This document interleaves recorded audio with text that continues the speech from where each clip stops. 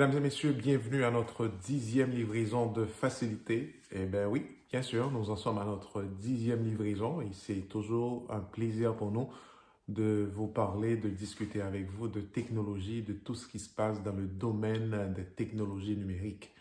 Nous sommes toujours en pleine pandémie, en pleine période de pandémie et durant cette période, je vais vous parler de 10 technologies, de 10 tendances technologiques à surveiller durant cette période de pandémie et bien sûr après cette période de pandémie aussi. Donc, je dois vous dire que les technologies peuvent rendre la société plus résiliente face à la pandémie et face à d'autres menaces. Voilà pourquoi les mesures ont été prises pour empêcher la propagation du virus, du coronavirus, parmi lesquelles c'est de se confiner, de rester chez soi, de rester en quarantaine, de ne pas sortir pour ne pas propager justement le virus. Et en parlant de rester chez soi, c'est synonyme de se livrer à d'autres activités pour s'occuper durant la journée. Donc, et ça a conduit à une étude que plusieurs universités ont dû faire durant les semaines dernières, durant les semaines passées, pour voir les tendances technologiques qui sont à surveiller durant cette période de pandémie. Je vais commencer rapidement pour vous parler de la première tendance, c'est les achats en ligne et la livraison. Vous l'aurez compris, lorsque l'on ne peut pas sortir, lorsque l'on vous interdit de sortir ou du moins de limiter nos sorties, on n'a pas le choix, on n'a pas trop le choix de se livrer vers le commerce en ligne. Maintenant, pour faire ses emplettes, pour faire ses achats, pour faire son épicerie, eh bien, on se connecte en ligne, on va faire ses commandes. Donc, c'est une tendance qu'on a remarquée durant cette période de pandémie. Et je dois vous dire, même après la COVID, période post-COVID, on va toujours remarquer une certaine augmentation vers le commerce en ligne, vers les achats en ligne. Donc, si on parle d'achat en ligne, on parle aussi de livraison. Parce que si vous vous connectez sur un site pour faire vos emplettes, pour faire votre épicerie, évidemment, il doit y avoir des gens qui doivent venir vous livrer vos marchandises chez vous. Donc, ça nécessite toute une mise en place pour que les entreprises puissent s'organiser avec d'autres compagnies pour organiser la livraison. Et on a vu aussi en Chine, juste pour éviter la propagation du virus, lorsqu'on parle d'achat en ligne, lorsqu'est venu le moment de faire la livraison, on utilise des robots. Les grandes compagnies chinoises ont utilisé des robots pour faire la livraison chez les gens. Tout ceci s'est entré dans le cadre de cette lutte qu'on veut mener contre la COVID-19 qui est un virus qui nous a pris par surprise, qui est un virus qui s'introduit dans notre vie et qui a changé complètement notre façon de vivre. Alors, c'est pour ça que certaines grandes compagnies chinoises et américaines se sont tournées vers la robotique pour s'assurer que la livraison se fait en bonne et due forme aux personnes auxquelles ces livraisons doivent être faites. Donc, première tendance, mesdames, messieurs, c'est le commerce en ligne. Les gens achètent beaucoup en ligne. Mais pour ce qui est achat, pour tout ce qui est épicerie, les gens ont tendance à se rendre vers l'Internet pour s'approvisionner. Autre tendance que je dois vous parler, autre tendance qui est en pleine expansion durant cette période de coronavirus, c'est les paiements numériques et sans contact. Donc, vous savez que le virus se transmet de personne à personne. Maintenant, si je touche quelque chose et moi j'ai été contaminé et vous venez toucher la même chose aussi, il y a de fortes chances que vous soyez contaminé aussi. Il y a de fortes chances que vous contractez le virus, la COVID-19 aussi. Donc, il y a certaines entreprises, lorsqu'est venu le moment de sortir, si vous n'avez pas le choix et que vous devez faire des emplettes, il y a certaines grandes compagnies qui refusent l'argent comptant. Donc, ils disent, bon, d'accord, l'argent comptant, c'est une façon de faire circuler le virus. Vaut mieux que vous utilisez vos cartes de débit, vos cartes de crédit, Apple Pay, si vous l'avez, qui est une méthode de paiement aussi. C'est un projet sur lequel, en passant, que j'ai travaillé, dont je suis très fier aussi. Donc, les entreprises, les commerces nous obligent, ou du moins nous conseillent fortement, parce que je sais qu'il y a certains commerces là, qui n'acceptent carrément pas de cash. Ils mettent la note au devant de la porte pour dire nous n'acceptons plus de cash. Donc à ce moment-là, vous n'avez pas le choix d'utiliser votre carte de débit, votre carte bancaire pour faire vos achats. Donc c'est une tendance technologique qui a pris du poids durant cette période de pandémie où vraiment les gens essaient d'utiliser tous les moyens existants pour éviter, pour stopper la propagation du virus. Donc maintenant, les paiements numériques sans contact sous forme de carte ou de portefeuille électronique sont le mode de paiement recommandé pour éviter la propagation du coronavirus. Il y a un hic à ça. Selon une étude de la Banque mondiale sortie cette semaine, il y a 1,7 milliard de personnes de la population mondiale qui n'ont pas accès au système bancaire, qui n'ont pas accès à Internet, qui n'ont pas accès à un téléphone intelligent. Donc, vous savez, quand on parle de paiement, on peut utiliser son téléphone pour payer, comme j'ai parlé d'Apple Pay tantôt. Vous pouvez toujours enregistrer toutes vos informations bancaires et puis, avec votre téléphone, au moyen de l'Internet, vous pouvez faire les paiements. Donc, c'est vrai qu'on a tendance à se diriger vers le paiement numérique, mais 1,7 milliard de la population qui représente 4 à 5 ou 6% de la population mondiale, parce que la population mondiale, suivant les dernières statistiques, remontait à environ 7 milliards de personnes. Donc, c'est vrai qu'on va aller dans cette direction, même après la COVID, on va toujours essayer de garder cette tendance parce qu'on ne sait même pas encore pour combien de temps qu'on est dans la COVID parce que il n'y a pas de vaccin, il n'y a pas de médicaments. Donc, les statistiques disent qu'on y est encore pour les prochains 18 mois. Alors, pendant toute cette période, on va toujours s'accentuer sur, premièrement, le commerce en ligne et deuxièmement, les paiements numériques, les paiements électroniques. Autre tendance à surveiller, je vous ai déjà parlé de ça, c'est le télétravail, le travail à distance.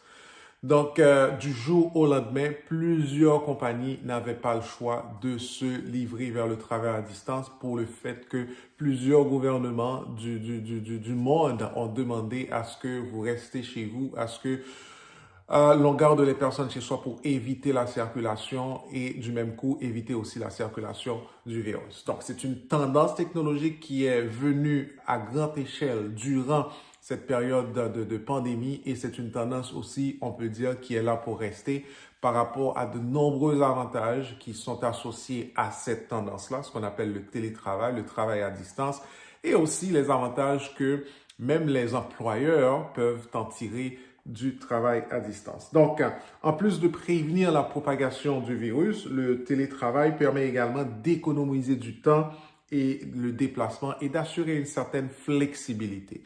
Avec le télétravail, premièrement, on fait une soustraction du temps de voyagement, dépendamment de là où vous êtes, mais on sait que ce qu'on appelle le trafic comment dire, dépenser beaucoup du temps pour se rendre au travail, c'est presque devenu mondial, parce qu'à New York, ça prend du temps dans le trafic, dans le métro. En Espagne, ça prend beaucoup de temps. Je dois vous dire en passant, en Espagne, j'ai eu la chance de visiter l'Espagne et j'ai travaillé sur un projet sur la circulation. Et l'Espagne, c'est un pays où le système de circulation est mieux organisé. Le système de transport en commun pour les gens, c'est mieux organisé. C'est l'Espagne qui est arrivée en tête dans cette statistique-là. Donc, déjà, le télétravail, ce que je veux dire, ça vous permet d'économiser du temps. Donc, vous effacez tout ce qui est le temps de voyagement et ça vous donne une certaine flexibilité. Donc, c'est une tendance qui est en forte hausse durant la pandémie et c'est une tendance, même la période post-COVID. On va surtout parler du télétravail, ce qu'on appelle le travail à distance. Mais il y a encore un hic pour le télétravail. Donc, le travail à distance impose également des défis aux employeurs et aux employés.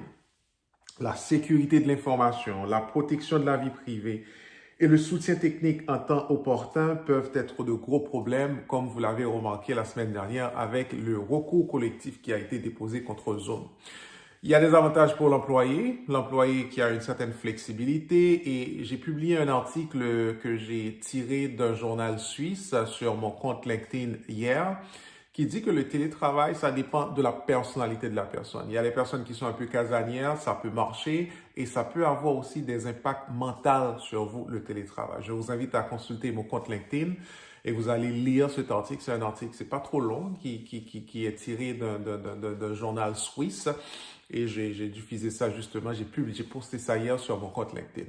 Donc, je dis le télétravail a des avantages pour l'employé, une forme de flexibilité, une forme comment dire, de motivation aussi, parce que vous êtes chez vous, vous pouvez travailler, vous n'êtes pas obligé de travailler de 8 heures à 4 heures, vous pouvez travailler de 7 heures et puis prendre un peu de break, continuer jusqu'à 6 heures ou 7 heures du soir. Donc, ça, c'est l'avantage. Mais le désavantage qu'il y a aussi, il faut s'assurer de faire une bonne conciliation travail-famille. Il ne faut pas que le fait que vous travaillez chez vous, vous passez tout le temps devant l'ordinateur, vous oubliez que vous avez une famille, vous oubliez que vous avez des obligations, des responsabilités personnelles. Donc, ça, c'est le désavantage. Du côté de l'employeur, l'avantage qu'il y a, c'est que l'employeur dépense moins. Fait que on paie pas pour les locaux, on paie pas pour l'électricité qui est consommée lorsque plusieurs employés sont dans les locaux, on paie pas pour le nettoyage des locaux pour les employés. Donc, il y a des avantages pour l'employé et pour l'employeur, tout comme il y a des désavantages pour l'employé, pour l'employeur. Donc, le télétravail, c'est la troisième tendance qui est à surveiller et que l'on surveille durant cette période de pandémie. Et même après cette pandémie aussi, on va voir qu'il va encore y avoir une tendance vers le télétravail pour le fait que ça apporte des avantages pour les employés et ça apporte aussi des avantages pour les employeurs. L'autre tendance dont on doit vous parler, c'est l'apprentissage à distance.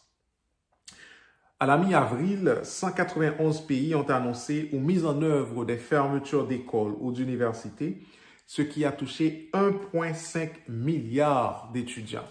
Donc, du jour au lendemain, les gouvernements ont demandé aux universités, aux écoles, aux centres professionnels de fermer leurs portes juste pour contrer le virus, pour empêcher la propagation du virus. Donc, vous imaginez, on va pas rester les bras croisés, vous restez chez vous et puis vous ne faites rien. Eh bien, il y a plusieurs institutions universitaires, plusieurs centres d'enseignement qui ont pris l'initiative justement d'organiser la formation à distance, que ce soit dans des écoles primaires, que ce soit dans des écoles secondaires, que ce soit dans des centres universitaires. Évidemment, il y a d'autres contraintes qui y sont associées. Il y a plusieurs pays, même les grands pays industrialisés, qui n'étaient pas encore prêts pour passer vers la formation à distance. Donc, c'est vrai, certaines institutions privées, ils forcent, ou du moins ils donnent ils fournissent des travaux à des étudiants à réaliser de chez eux, mais la plupart des institutions publiques, eh bien, ça continue d'être un problème parce qu'on n'était pas prêt. C'est maintenant qu'on essaie de travailler sur des projets pour permettre à ce que la formation à distance puisse vraiment devenir une réalité. Par contre, dans certains pays comme aux États-Unis, même en niveau primaire, en niveau secondaire, ils organisent vraiment de la formation à distance pour les étudiants. Eh bien, certains pays essaient de se mettre au pas pour permettre à ce que ce système-là, pour permettre à ce que, eh bien, on puisse se diriger vers la formation à distance pour certains étudiants. Les technologies impliquées dans l'apprentissage à distance sont similaires à celles utilisées pour le télétravail. Ça comprend également la réalité virtuelle, la réalité augmentée, l'impression 3D et les enseignements robotisés en utilisant l'intelligence artificielle. Je dois vous dire un hic avec l'apprentissage à distance, c'est que ça pourrait également créer une pression économique sur les parents qui doivent rester à la maison pour surveiller leurs enfants et qui peuvent faire face à une baisse de productivité au travail. Donc, vous l'aurez compris, si on demande si vous avez plusieurs enfants et du jour au lendemain, on leur demande de rester chez soi, de ne pas se rendre à l'école, Ça prend une surveillance des enfants. Si vous êtes parent, donc l'un des parents doit s'organiser pour rester à la maison avec les enfants. Donc, si vous avez la possibilité en tant que parent de travailler à la maison, tant mieux. Et même là encore, c'est une baisse de productivité parce que vous devez non seulement travailler sur vos activités à la maison, vos activités professionnelles, mais vous devez aussi faire la garde des enfants. Si vous avez des enfants en bas âge, vous pouvez comprendre ce que ça signifie et ce que cela veut dire. Donc, c'est vrai, la formation à distance, mais pour les parents, ça pose des problèmes de disponibilité et de productivité aussi. L'autre tendance dont je dois vous parler, c'est la télésanté, ce qu'on appelle la téléconsultation. Avec la COVID-19, plusieurs hôpitaux, plusieurs cliniques, plusieurs centres hospitaliers n'ont pas le choix de faire la consultation à distance. Au lieu de demander à vos patients de venir s'exposer dans une clinique où plusieurs gens, dont certains ont contracté le virus, vont se communiquer, vont être en contact avec d'autres personnes qui sont négatives. Donc, vous voyez ce que ça veut faire. Et c'est un virus assez violent, c'est un virus assez puissant. Et ça se transmet dans l'air quand vous éternuez, et puis il y a des gouttelettes, des particules qui restent dans l'air, et puis l'autre personne contracte. Donc, c'est un virus assez fort, assez puissant, et c'est un virus mystérieux aussi à un certain point, parce que au jour le jour, on découvre des nouvelles choses concernant, des nouvelles informations, des nouveaux comportements sur ce virus. Donc, la téléconsultation, c'est devenu une réalité. Je connais plusieurs personnes qui ont déjà passé par, qui ont déjà passé par ce processus de téléconsultation avec leur médecin parce qu'on n'a pas le choix, c'est la tendance, la technologie existe, on l'utilise et les médecins aussi doivent se protéger, ils doivent protéger leur famille, on se protège et vous vous protégez. Donc, c'est une tendance en pleine expansion durant cette période de pandémie, la téléconsultation. Donc, la télésanté peut être un moyen efficace de contenir la propagation du COVID-19, c'est ce que je viens de vous expliquer, tout en fournissant des soins essentiels. Donc, on utilise des appareils connectés à l'Internet, ce qu'on appelle Internet of Things, l'Internet des objets et IoT, pour prendre les signes vitaux tôt et tôt. Mais il y a un hic aussi avec la téléconsultation.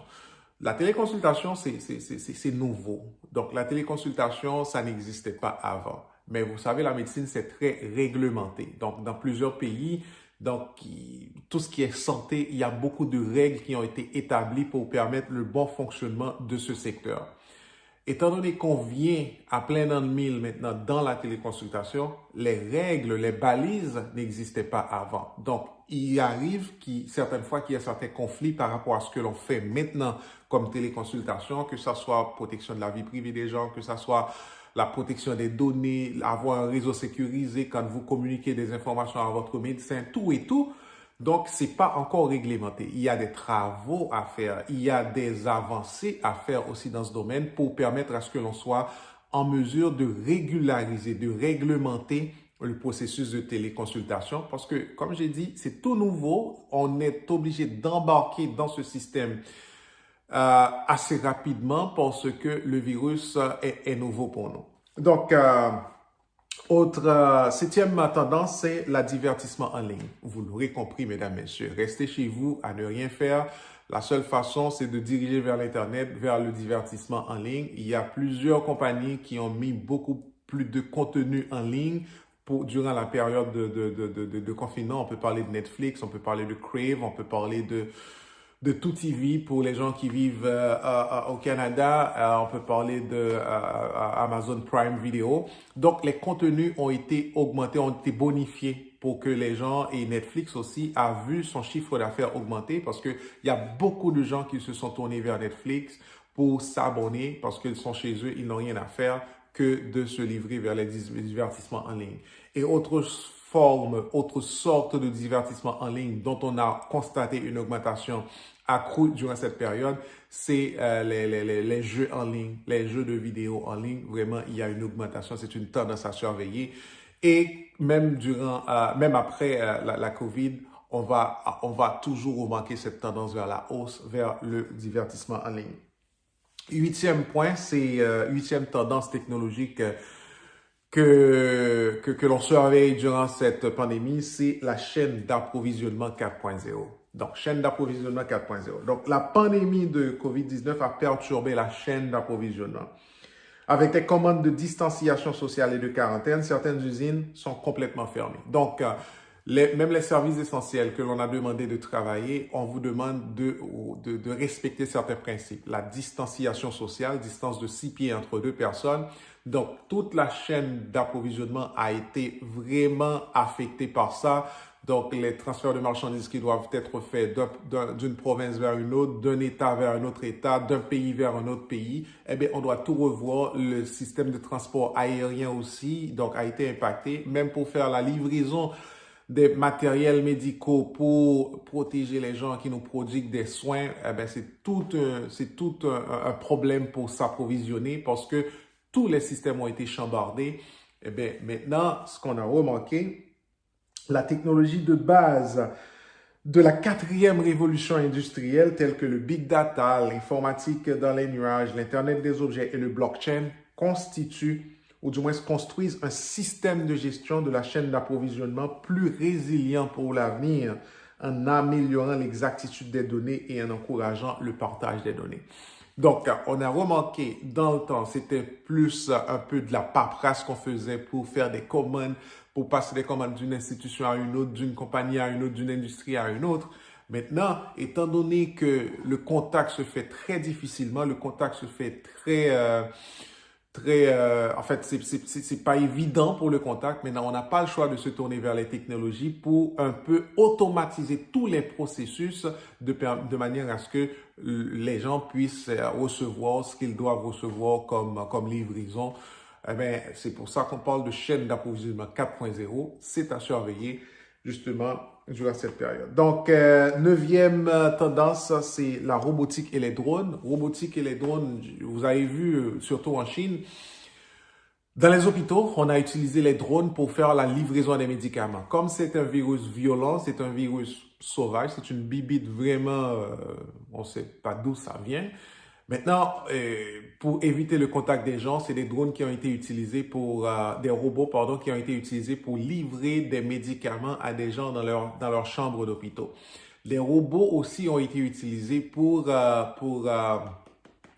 des drones ont été utilisés et des robots aussi pour la livraison des marchandises. Donc, quand je fais une commande et puis on veut me livrer la commande, pour éviter le contact de personne à personne, on se décide d'une place déterminée et puis le robot s'en vient, il fait la livraison et puis moi, je viens et je ramasse ce qui a été livré par le robot. Donc, la robotique, c'est à surveiller. C'est une tendance en pleine expansion durant cette pandémie. Ça nous permet de valoriser un peu plus, de comprendre l'importance de tous ces systèmes lorsqu'on est confiné chez soi, lorsqu'on ne peut pas sortir. Et la dernière tendance, mesdames, messieurs, c'est 5G. Tout ce que je viens de vous dire, là, que ce soit les paiements en ligne, que ce soit les paiements numériques, que ce soit la livraison robotisée, que ce soit la chaîne d'approvisionnement en utilisant l'intelligence artificielle, tout passe par l'Internet. Et la 5G, ça vous donne une facilité de communiquer avec l'Internet, de faire des contrôles l'Internet des objets qui sont connectés à l'Internet. Si vous n'avez pas l'Internet, si vous n'avez pas une bonne connexion d'Internet, ce ne serait pas possible. Donc, et jusqu'à date, on a vu que nos infrastructures ont permis de supporter l'achalandage, la demande, toute la pression qu'il y a eu par les demandes venant des utilisateurs, des usagers d'un peu partout. Eh bien, les ASP, les services providers, ont pu supporter toute cette affluence. Donc, toutes les tendances technologiques subventionnées reposent sur un Internet stable, de haute vitesse et abordable. Alors, il faut dire que la 5G a connu certains retards, question de politique géopolitique aussi avec la Chine, Huawei qui est venu avec la 5G et puis en Europe, on a dû retarder ça, aux États-Unis, on réfléchit encore. Eh bien, mesdames, messieurs, on n'aura pas le choix vraiment de se tourner vers la 5G parce que la forte demande de consommation d'Internet par rapport à tout ce qu'on a comme objets qui sont connectés à Internet, on n'aura pas le choix vraiment de se tourner et l'Internet constitue le pilier central, c'est transversal par rapport, comme je dis toujours, les technologies sont transversales, l'Internet c'est transversal. Un peu partout, on retrouve l'Internet parce qu'on a besoin de l'Internet pour avancer dans nos dans nos activités au jour le jour, que ce soit travail à distance, que ce soit formation à distance, que ce soit téléconsultation. Donc, la COVID-19 a démontré l'importance de la préparation numérique qui permet aux entreprises et à la vie de continuer comme d'habitude, autant que possible pendant les pandémies. Donc, l'Internet, mesdames, messieurs, s'il y a un outil qui a beaucoup aidé durant cette période de pandémie et qui a été excessivement utilisé, c'est l'Internet. C'est les infrastructures technologiques, les infrastructures numériques. Mesdames et messieurs, on a vu 10 tendances technologiques que l'on doit surveiller durant cette période et même la période post-Covid parce que ça fait partie de notre vie. Mesdames, messieurs, il y a une vie avant la pandémie, il y a une vie pendant la pandémie et il y aura une autre vie après la pandémie. Et ça va être une nouvelle vie avec des nouvelles façons de faire, avec des nouveaux comportements sur nos façons de voir les choses du point de vue technologique et qu'on va intégrer dans nos vies juste pour permettre à ce que la société devienne plus résiliente par rapport à la pandémie et par rapport à d'autres choses. Mesdames et messieurs, mon nom c'est Clément Calvaire. Vous avez suivi Facilité avec nous. C'est une causerie hebdomadaire que l'on présente à travers cette médium qui est Radio Télépixel. Je vous invite à aller liker nos pages sur Facebook, sur YouTube pour que vous soyez alertés pour toutes nos livraisons. Le rendez-vous, c'est à la semaine prochaine. Restez safe, lavez vos mains, suivez toujours les consignes gouvernementales qui disent de prendre la distanciation sociale. C'est vrai que l'on commence à faire un peu de déconfinement, mais ne lâchez pas, gardez toujours vos cache-nez, vos masques, vos gants quand vous fréquentez des endroits où vous pensez que le taux d'infection est très élevé. Et même quand vous n'avez pas des statistiques sur les taux d'infection, prenez toujours les précautions qu'il faut pour éviter, mesdames, messieurs, que le virus se propage parce qu'il faut vraiment qu'on arrive à bout de ce virus. Bonne semaine à vous tous. Rendez-vous la semaine prochaine.